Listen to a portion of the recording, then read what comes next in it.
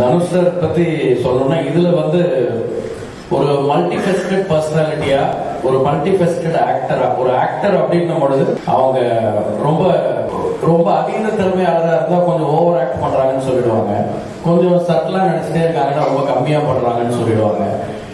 Any character or any emotion இதுல பல்வேறு emotions இருக்கு. அதை தாண்டி கமர்ஷியல் ஆஸ்பெக்ட்ஸ் நிறைய இருக்கு. அது ரெண்டையும் பேலன்ஸ் பண்ணி குட் சினிமாக்கும் கமர்ஷியல் சினிமாக்கும் கரெக்டா பேலன்ஸ் பண்ணி ஒரு ஒரு பெர்ஃபார்மன்ஸ் வந்து தனுஷ் சார் படத்துல கொடுத்துட்டே இருக்காரு. இப்போதைக்கு இவ்வளவுதான் நான் சொல்ல முடியும்னு நினைக்கிறேன்.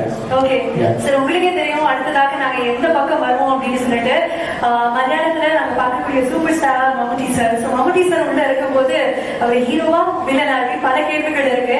அவருடைய கதாபாத்திரத்தை பத்தி ஏதாவது ஒரு சின்ன ஹிண்ட் எங்களுக்காக சொல்ல முடியுமா? மம்முட்டி சாருடைய கதாபாத்திரத்தின் பெயர் கார்த்திகேயன். அண்ட் இது நிறைய ரியல் இன்சிடென்ட்ஸ் பேஸ் பண்ணி புனையப்பட்ட ஒரு ஃபிக்ஷனல் ஸ்டோரி இது. ஸோ அதில் மம்முட்டி சார் வந்து கார்த்திகேயன் அப்படிங்கிற ஒரு கேரக்டர் பிளே பண்றாரு. அடுத்தது ரொம்ப சீக்கிரம் அவருடைய கேரக்டர் என்ன அப்படிங்கிறதுக்காக ஒரு முதல் பார்வையும் வரும்.